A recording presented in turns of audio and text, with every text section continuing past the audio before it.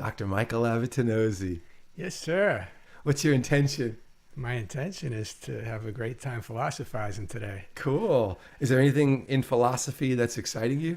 Oh my goodness, there's so many things, so many things. Well, who are you? First, introduce yourself in case somebody's watching this video that somehow or another found it. Who are you? And Yeah. give me a little bit about your credentials. Okay, I'm Mike Abbatinozzi, and I've been I'm a chiropractor, and I've been a faculty member at Life University for the past 20 years. Wow. Yeah, a long time. Yeah, I practiced for quite a while before that, as you know. Yeah.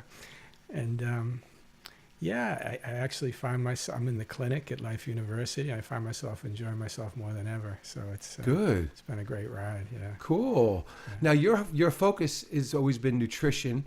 It was motion palpation, and now you're into neurology. So walk me through this little timeline history of Michael Abbatinozzi and how you started with all of that. Well, neurology, like I always tell people, it's just information, and it's really cool information, especially since we, I don't know how long it was, but it wasn't very long ago, we found out the brain can actually change itself and the whole concept of neuroplasticity. So that just made the whole experience exciting. And then I had the opportunity at the university to get into the neurology. So, it was a no-brainer. So, Right. And it's just, I've been fortunate to just get a lot of that information, the new information coming at me in all different directions. And, it's a lot to process. I mean, the more you know, the more you realize you don't know with it, and it's just a big rabbit hole. But it's been a fun ride, and I mean, I think the information is just incredible. Cool. And so, what's the most exciting aspect of neurology that it really just thrills you the most or gives you the greatest hope? Well, I mean, I think you can't. The neuroplasticity certainly is the huge concept. That we can actually constantly change our brain. I think that's the foundational concept of, it just gives hope for everything, It does. So it's just that's a huge concept. I mean, there's always things that excite me. So I'm one of those persons that can be little kind of into one thing at one time and into another thing. And as far as the food goes, I was just listening to a great interview by Dr. Perlmutter, and the knowledge that they're getting from nutrition, was real exciting for me. The whole idea that the genetic material from a plant actually influences our gut microbiome and actually makes changes in our genetic expression. So, I always knew what we eat profoundly affects how we think, feel, and behave. But now, to hear research on it that was pretty exciting, and just how that affects our mood and who we are. I mean, so that was real interesting. But there's so many things. I mean, and that's the thing with neurology. It's like so many directions you can go with it. So. Yeah. Are you excited about the direction that it seems to be going in right now, or is it scattering? Is it going in many directions, or is it going in a direction that encourages you?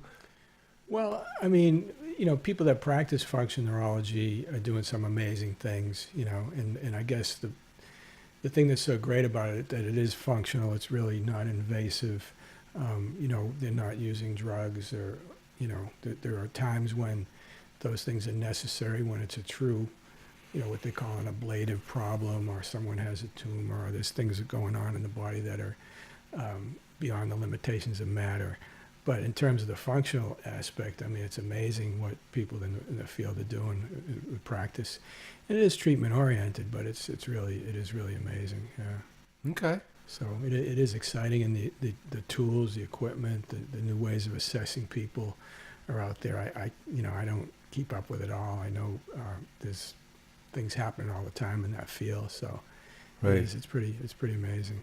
You mentioned that it's treatment oriented, and that's one of the bigger aspects in my life. Is I try to stay away from treatment oriented approaches, and I don't want to project all of my stuff over here, but I'm thinking like I don't want to have an adversarial relationship with the body's natural responses, and I want to kind of have more of a looking at the feedback we get from the bodies being appropriate given the sets of Right. circumstances that preceded it. Yeah, I love And that concept. Yeah. Yeah, it's a big one, and I think it's empowering. And I don't want to see it replace the treatment model at all. I think that the treatment model is amazingly necessary. I just think that we're deficient in what I call the therapeutic model, and I'm not sure if you have much understanding of therapeutics or what it's about. You know, it's based on the philosophy of vitalism, Right. that everything happens for a reason, yada yada yada. And was wondering if you've what's the word I'm looking for? Reconciled the two models, like between a treatment model and a therapeutic model. Yeah, I mean, I love the therapeutic model. I mean, because I thrive in it myself. That's the type of care I get, you know. Mm-hmm. And I really believe that, you know, that philosophy, and, you know, I filter everything through that philosophy.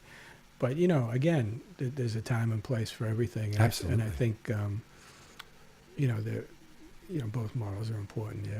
Mm-hmm.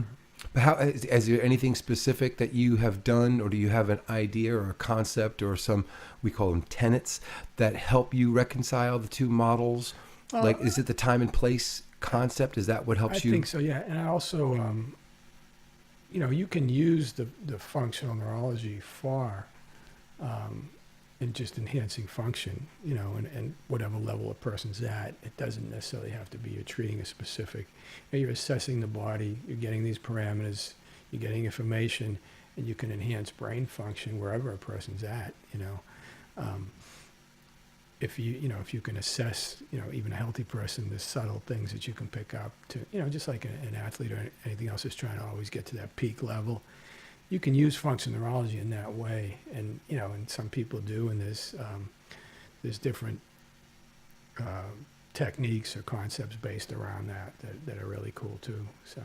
So making it about therapeutics, I'm going to lead you, the Okay, horrible sure. interviewer that I am. I've got Go my right own ahead. biases and agendas and Yeah, prejudices. We can go in any direction. Well, I am curious about, like, you know, why and when do you apply the therapeutic model? Is there criteria that says insert therapeutic model here, or is it something like, I don't want to lead you, but, you know, what do you have? What do you got? Well, I mean, in terms of, like, you're talking when I'm working in the clinic, in other words? Or?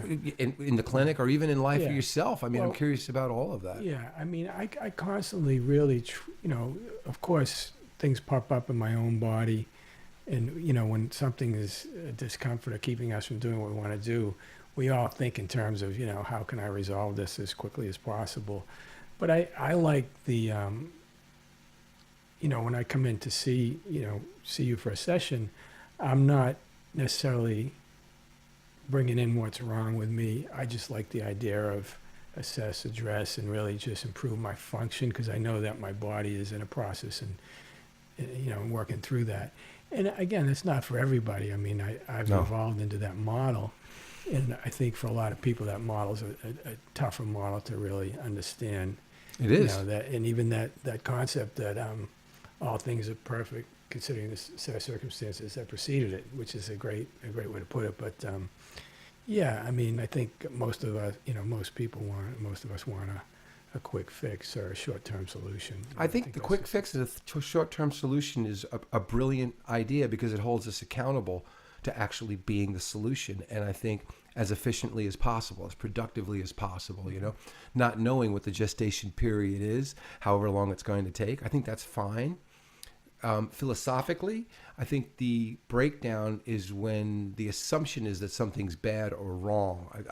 I feel like the biggest assumption, if you will, the greatest gap that I see is when something is uncomfortable, that it quickly goes into the something's wrong Right. category, and then we start competing with it and having an adversarial relationship with it, which Yeah. I think prolongs how quickly you can resolve it. I think just fighting with Sure. body's natural responses that are intelligent and organically presenting themselves is foolish. It's trying to change the spin of the earth. Right. So, but I think as quickly as possible is wonderful, but I think we have to, like, go down deep and really unpack it and find out that we don't want to have an adversarial relationship with it if we are indeed looking to get results as quickly as possible. Sure. So I think that brings it back to the mindset again, Yeah. which is why I do so much what I do.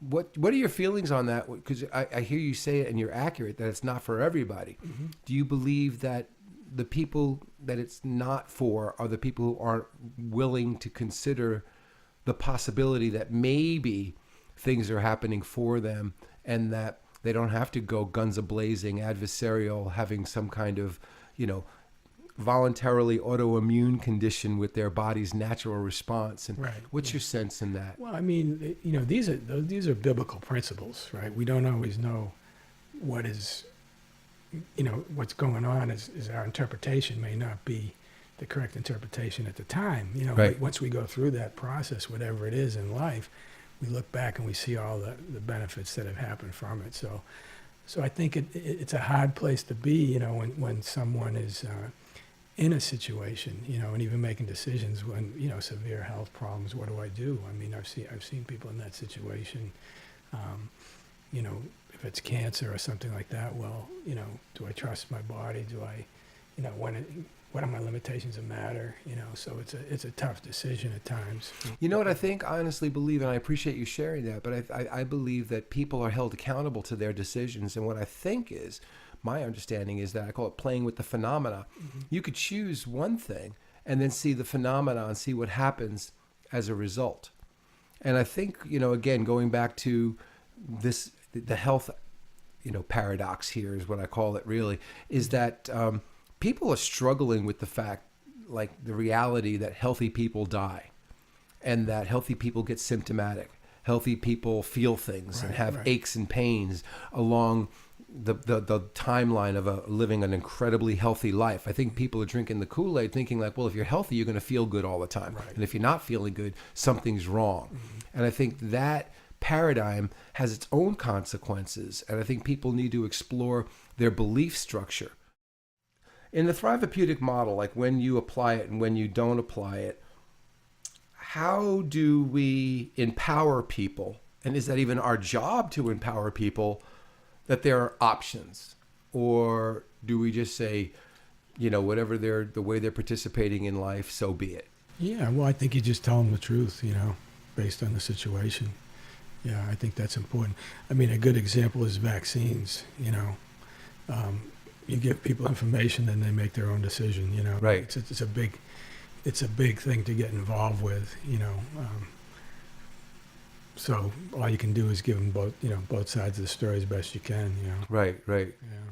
What do you feel about the whole vaccine situation? Do you think it's corrupt? Do you think that that people know that vaccines can be harmful and they don't care anyway? Do you think it's is it a conspiracy theorist thing about making money, or are people really well-intentioned and feeling like this is really necessary, and they look at the studies and they just see different results than what people see? That I think with a lot of situations like this, there's a little bit of all of it.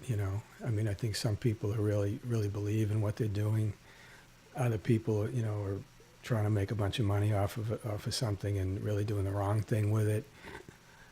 I mean, what about parents that that are scared to not vaccinate, and because it seems like the dogma, if you will, the herd mentality, it's almost like you can get ostracized, or if you don't vaccinate, it's almost like dogma. It really seems like it's almost like a religion. Right. How do you address that? Because parents want to do obviously what's best for their kids, and I think they're scared not to vaccinate. Right. And some parents are scared to vaccinate. So how do you weigh that out? I mean, what kind of, where do you send them? And if you're sending them somewhere, isn't that biased information? Aren't you leading them to choose one way or the other? Yeah, I mean, I think there's plenty of information for pro-vaccination that people are getting at, thrown at them. So I think it's just a good idea if people are interested, they give them an alternative perspective. Right. I mean, I think, there's situations where sometimes, it may be important if you're going into a situation where, there's malaria, or, and I don't know in some of these situations what I would do. Right. So you'd have to make a decision. If you have to go into that environment, or if you're in that environment. I had a medical doctor from Egypt at the school, and we got into this conversation, and I said, we started talking about that, and I said, well, that's there's a lot of, he goes, in some of these places, people are just trying to stay alive. They get so much going on that they're just trying to stay alive, and we don't realize until we go into those environments how challenged some of these situations are. So Right. yeah. Third world countries kind of thing. Yeah. So Yeah. I mean, is there a time and a place again? For different things, limitations of matter and all that. So yeah, and his response was, well, we're in this country. You got clean water. You got these things going on. You don't really get a picture of what goes on in some of these places that I've seen. Right. But don't you think it's interesting that we live as if this is a third world country with the same kind of fear? I mean, we have some of the healthiest people ever, Right. and they're still, force feeding us fear, Right. so that we do things that are, because obviously, if you're thinking irrationally, you're more likely to do something that's going to harm your child Absolutely. than if you're thinking rationally. Well, I think the whole, the drug companies are really just putting out some, incredible, damaging information in terms of how they're influencing people. And you see, I mean, just the side effects of all of these things are worse than the problems, Mm-hmm. and some of them are just so harmful that they're not reversible. Right. We see some And of these death. things. I mean, what's amazing Death. is the amount of side effects that are so high are so much higher than the death from Right. lack thereof. And you Right. wonder, above all, do no harm. Right. The Hippocratic Oath. What happened to us? Where did that? What went wrong? I just think that we're constantly bombarded with wrong information, and I guess it's in a capitalistic society, there's a good and bad aspect to that. And, when people are out of integrity and they're in these games just to make money, then I think that's where the problems arise. So you're getting all this information constantly by the same thing with food. There's an argument for a lot of things that aren't good for us, or there's information put out that's not necessarily the best information, or false information that influence us in all different directions. I mean, if you're watching TV, you see these commercials for,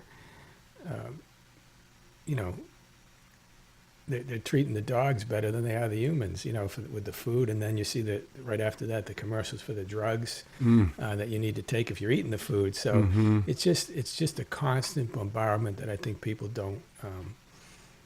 I think we talk a lot about the importance of supportive environments, which is huge. That's a concept you talked about for years.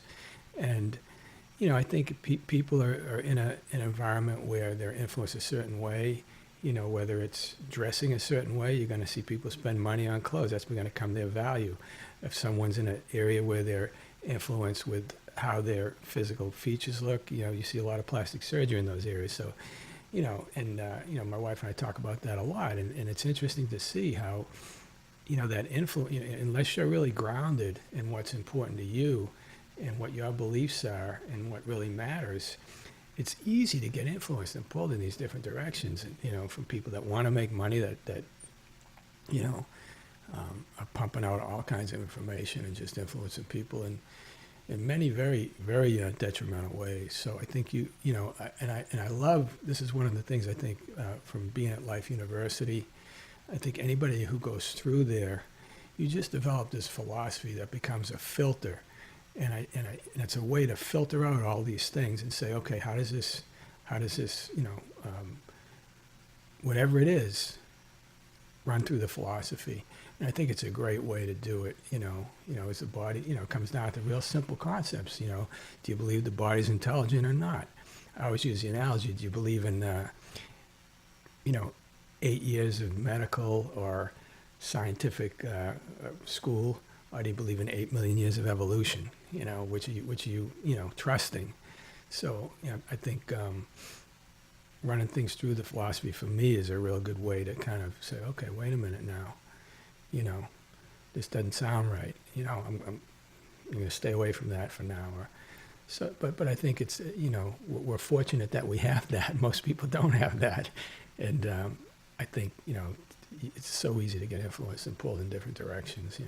What concepts and stuff have you learned through Catalyst that have helped take your philosophical game to another level? What are the concepts that really were game changing and added just a really nice dimension for you? I think just really seeing how trusting the body, trusting my own body, my own physiology, um, all things are perfect considering the set of circumstances that preceded it, really taking it to that level.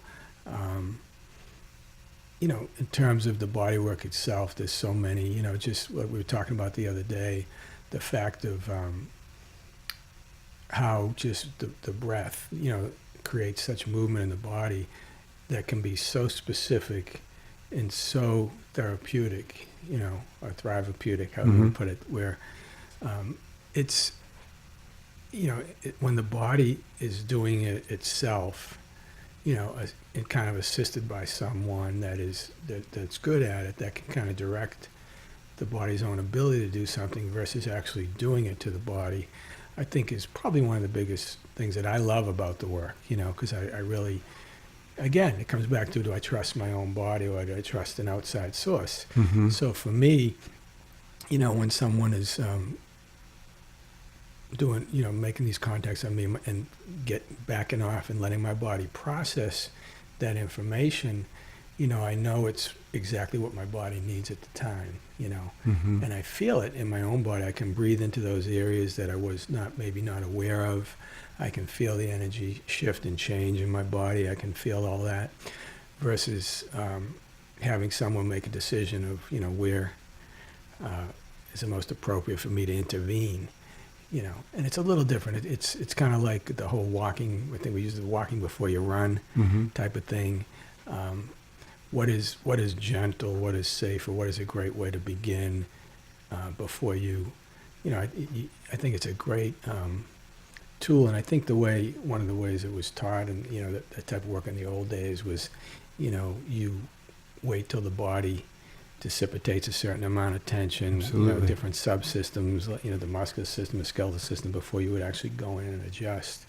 And, that's a really good concept. But again, it's not for everybody. Most people don't want to wait that long to receive the care or to get a change or, to actually experience something that makes them feel better, even though those subtle changes are really powerful. They may not experience them right away. I remember when I first started the care, my experience was with it. There was things going on in my body, but I didn't necessarily have the sense of my own body to actually experience them. And I think that's how most people start with the work. So it's, you can describe, and a good practitioner just can describe and see things going on in that person's body, knowing that that was a good change that happened. But that person might not have the connection to their own physiology to be able to feel that. Mm. And the work is very cumulative. And I remember when I started going, I think it was Alan Katz I was going at the time, and he just kept saying to me, just keep coming. Believe me, you'll just be coming. You'll feel it. And over time, it was profound. And what I felt in my body and what it was doing. But it took that time. So I guess it is. It's just. And it's such a big concept in neurology, is that whole, sensory type of integration or sensory disassociation, or just the body's ability to be aware of itself, which is huge because, and I think, like if you look at the kids on the spectrum, artistic spectrum and all that, and one of the reasons they don't, one of the first things that's really good to do with them is just develop their sense of their own body, whether it's through tone or sensory integration or all these things, because that, when they can experience their own body really well, they can relate better in the environment. The whole mirror neuron concept and all of that is such a huge thing. And Catalyst is for me is a great way to really just connect on that, on a really deep level with that, in terms of my own body. This whole, I got invited to a whole technique, if you want to call it, or system that is based on that, and it's called Z Health, and I'm not real familiar with it, but it was really pretty, it was profound in its simplicity. It's just basically teaching people how to move, one part of it anyway, is teaching people how to move joints in every single direction to change the map in the brain, because when the body, their whole thing is pain is a threat response in the body, so the body doesn't know where it is, then pain is a natural result. Once the body is aware of itself, it's at peace. It can actually, pain goes away. So it's and it's true. I've seen a lot of that in neurology, and functional neurology is a big part of how people are taken care of. That's one big thing you see a lot. But yeah, and again, I don't know. I've been invited. A lot of students are into that, and I've been invited to go to one of the seminars, which I did. I was invited, and it was really cool, to see how they apply all that. Cool. Is there adjustments part of it? No, it's not a chiropractic technique, but they do there's a lot of the functional neurology brought into that, from my understanding, and the concept I really liked is the whole joint movement one, and really Of course. specific, profound, subtle, and they bring in other parts of functional neurology like eye movements and things like that. So Okay. yeah, cool stuff. Cool. Were there any other concepts? Anything else that just comes to mind right now that separates Catalyst versus other approaches? Is there any terminologies that we used from your mind? Oh, I'm sure. Yeah, I'd have to sit and think. Well, I want to see what comes out of you organically. Well, I think with Catalyst, another thing I like is the way it's taught with the concepts, where it's not really a technique. It's a bunch of different techniques that are applied with the concepts of Catalyst, and they're all kind of tied together in a way that can make it look like a technique, but I like the idea that it's not. There's a lot of creativity within it, and as the practitioner improves with it, there's a lot of tools to use in terms of accomplishing the goal. Right. We always say that the facilitator himself is the technique. And as the facilitator develops himself through the work, he's developing his technique in developing himself. Yeah. And that's really the big piece. We did that in the last Catalyst class. The concepts that have been like really catching on lately was about what we called unconditional welcoming, being able to really welcome an individual where they happen to be, and not see them as a problem, not welcoming a problem, but welcoming the wisdom that's presenting themselves. Yeah.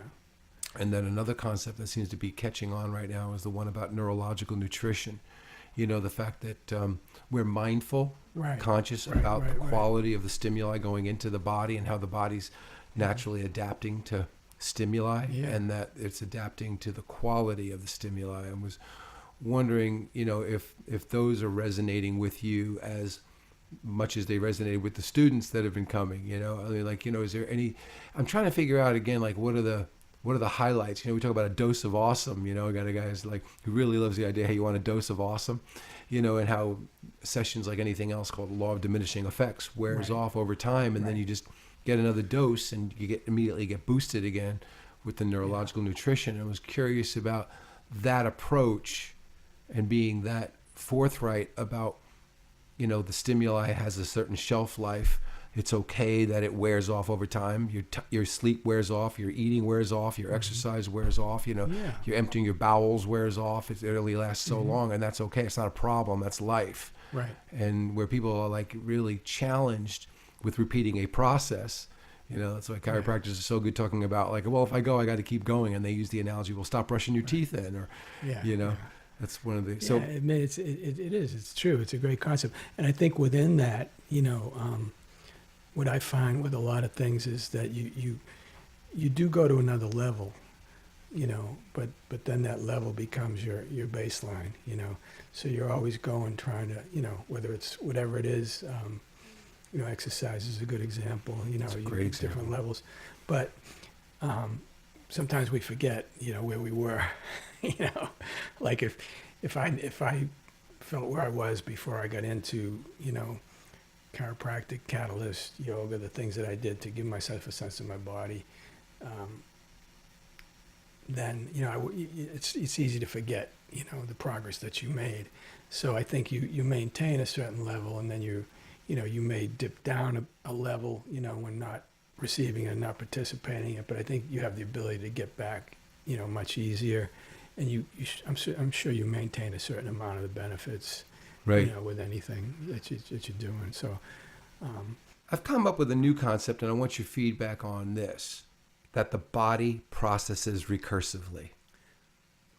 And so depending on the stimuli that's going into the body, Right. it processes in a recursive, almost predictable kind of way. Right. And how, because I'm working on this now diligently. I mean, this is my deeper dive. Yeah. And what's your sense of how we as facilitators can support the body processing more plastic, more Yeah. with more malleability, less predictability? Do you have a sense of that? Well, I think that's one of the best things. I think your focus on that is probably one of the best things that you can do. Because it's huge. I mean, that is neuroplasticity. It is the novelty, and I think keeping that at the forefront of your mind when you're working with people.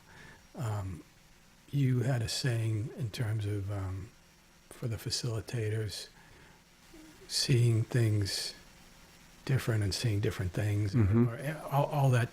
Just the ability to, And I think as we're creatures of habit, so it's easy if you're not consciously aware of that. And sometimes when I'm in a situation where it can be, I'm challenged, if I can check in and say, well, if nothing else, this is really good for my neuroplasticity. It helps me relax into the situation a little more, knowing that it's probably a good thing for me, because this is a different challenge, Right. So, Right. But I think, and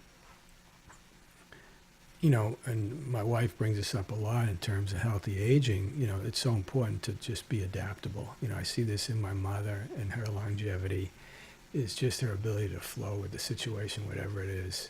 And I think, some of us, I think it can be learned and developed. And I think the more we can do that, the better. But, it's easy to go the other way. And that's part of aging and not having a healthy brain and all those things. We get into the more primitive brain and fear and inability to adapt and all those things. So you bring up a really important point for me again. And again, I'm going to talk about the distinction that I'm playing in right now. And it has to do with a recursion that's learning how to adapt, like adapting within a recursion versus adapting so magnificently that the recursion itself ceases to be, and that the brain is truly rewired in more newer, novel Renewing ways. the mind, yeah. Right, and I was curious about that, if you had a sense on how to facilitate that, because I do, and I mean, but I was curious about you, since you do have your diplomate in neurology, if you have an idea with that, and then I'll... Well, my wife's sister did a whole beautiful presentation on that, on renewing the mind, and I can't quite cover everything she said, but again, that's another biblical principle. We were constantly, in it's our thoughts, You're hitting it. our environment. You're hitting it. There's another one. Epigenetics, that does it. It's all the things. It's putting ourselves into, and all the things that you've taught over time. It's putting ourselves in supportive environments, checking in with our thoughts, and one of the things is that, how can you control your thoughts? Well, I forget who said it, but, we can't necessarily control our thoughts, but we can check in with how we're feeling, and if we're feeling fear or a different emotion that's not supportive, we can track back to what we've been thinking, and we can shift. I love that. it. Let me interrupt there. Yeah. We can actually, this is a big one, are responsible for our interaction with those thoughts, the quality that we bring to those thoughts. We take too much responsibility for the thoughts themselves, thinking like, well, there are thoughts, they must be accurate. I'm having them, they must be valid. Yeah. That's not necessarily true. I mean, it's true that people do that. I think it's Eamon who calls them ants, automatic negative thoughts. Right. And Right. how do we deal with that? He has a whole program on that too. Well, that's why you have to have a great relationship to your reaction to things. And just because you're having a thought doesn't mean that it's accurate, besides the fact that you're having it. But the content itself doesn't mean it's right. So what's your relationship to the thought? Right. How's the quality of your relationship? Is this thought, the way you're interacting with this thought, is it productive or destructive? Is it constructive? Is it benevolent or malevolent, the thought that you're having, and is it malevolent toward other people and benevolent for yourself? Are you becoming more self-righteous and arrogant? Right. In positioning yourself as a saint, and other people are just idiots. You get it. I mean, this is really, really. And big. I think, and it's so that's I guess that's the renewing the mind piece. It's so important to put your to put in the right input. The environment that you're in, all these different things are huge to give you the ability to be able to do that. So we don't go on autopilot with our thoughts and with our. So I'm really attached to saying this, so I'm going to have to say it now. Yeah, sure. Working with archetypes. I think that when you said thoughts, I think working with brain states and recursions and naming each recursion and taking yourself less seriously and calling yourself a silly human and working and knowing all these different brain states and not overemphasizing any one, like one ring to rule them all, not validating any one brain state over other brain states, and getting out of your own self-concept of who you believe yourself to be, Mr. Nobility, and what gives value to your life. Well, what if you were someone different? What would give value then? Why do you keep, this is the word that I use, advocating for a recursive version of you who processes recursively, rather than working with archetypes that absolutely force your brain to rewire in new ways, that help you see things in new ways, to see blind spots that you previously couldn't see, to perceive the world in fresh new ways. The importance about seeing things differently as well as seeing different things. It's a tremendously neuroplastic concept, is just sitting and listening and actually hearing someone else without judging them. I mean, it's a tremendously neuroplastic concept that maybe I'm going to learn and get something from this. Right. Well, we talk about the whole thing is about to observe from a real selfless place, to observe where you're not personalizing. Attached. In our society, what's happening is that we're over-personalizing and over-identifying. And it's horrible, Well, I think, and again, I was talking with Teresa this morning about that, because I just listened to this great interview from Dr. Perlmutter, and he was bringing in the fact that, I'm relating a little bit, bringing a little physiology in there because I love the nutrition aspect, to hear it was just profound.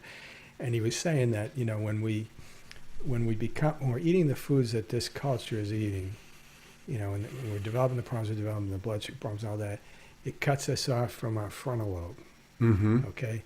And when that happens, we become a very self-centered society. We become very hedonistic. Right. We lack compassion. It has its own recursion. We have fear. We go into the primitive brain, Right. And I said, because my wife and I were talking again, we don't see this in some of these other places that aren't doing what we're doing here. Right. That aren't in front of the TV, that aren't eating this, genetically modified foods. And not married to their phones. They Not get the TV. The TV's Yeah, with them everywhere they go. And you see these environments where, it is different. People are friendly, they are compassionate, not everybody's walking around with a gun or, are afraid of everything. And so it's interesting. More importantly than that is the ability to actually play with the phenomena, to observe the phenomena, that when you are doing certain things, look at what naturally occurs, right? The manifestations are perfect given the set of circumstances that precede it. Most people aren't playing with the phenomenon. They're not looking at the connection. Right. I think, again, that's what I'm saying. I think, again, it takes a healthy brain to be able to do that. Well, that's why you have to be in the right environments to get the healthy brain. Exactly. You're not going to get it from your own environment. You're only going to get your own truths and your own You're in recursions, the recursive evidence state. procedures, right? You're validating yourself, and your brain is not healthy. And one of the greatest analogies that I've really heard are stories that explain the effects of cortisol on the body, and that cortisol, the stress hormone, is really, really detrimental to the human body because you're not functioning optimally. And you don't know you're not functioning optimally because you're not functioning optimally. And that's what cortisol does. And so we used to have a button to say subluxated people don't know the difference. And it's true. And it's like, my analogy is that when you yawn and your ears pop, you're like, oh my God, I didn't know I wasn't hearing so well. And all of a sudden the world just opened up to me. Mm-hmm. And it's the same thing with awareness. You have to get outside yourself to realize of the great big world that you are missing. Yeah. And so the goal has to be to put yourself in healthier environments. Absolutely, yeah. And, we talk about that in terms of the brain and neuroplasticity. And I think it was you or someone said that, those well-worn tracks become very deep. Right. And, it's almost like, the walls become greater that you have to climb out of. Climbing out of these things. 10 feet, 12 feet, 14 feet, 20 feet. Yeah. Throw me your own. And I think this is why sometimes it takes these, you talk about awareness, it takes some of these crisis situations for people to be able to shift.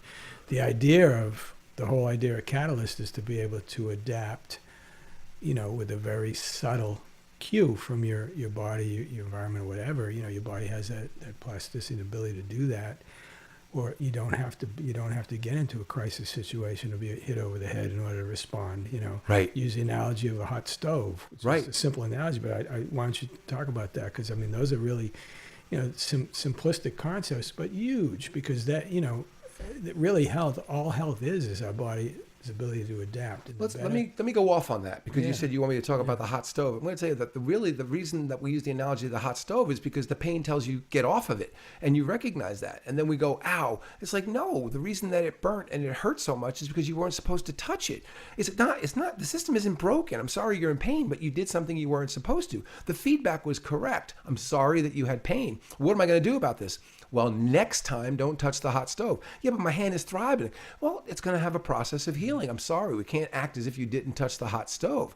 Now, the more important concept to all of this that I'm really in touch with right now, especially as you're speaking like this, is the concept of time, what's called the gestation period. How long does it take for a human being to grow, for their awareness to become enhanced? And the reason that we use subtle contacts isn't just arbitrary.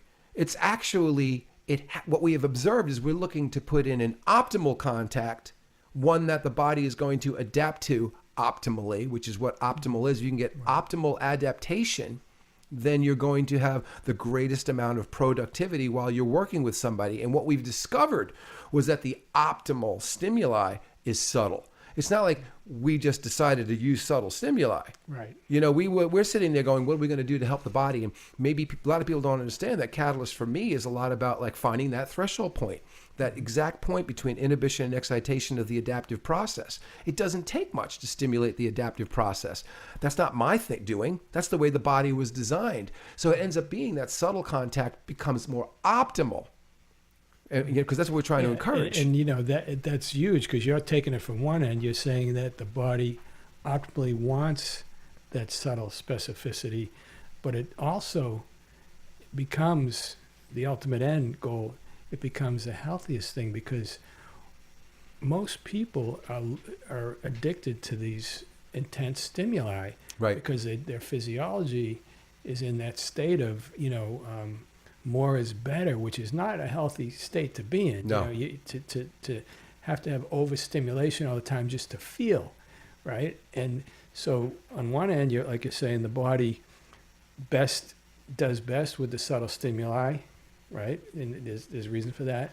But it also is so much healthier because the body learns to adapt better with the subtle stimuli. That's huge, because that's all health is. I'm so glad you said that. So that's all health is. So the health is based on the body's ability to adapt.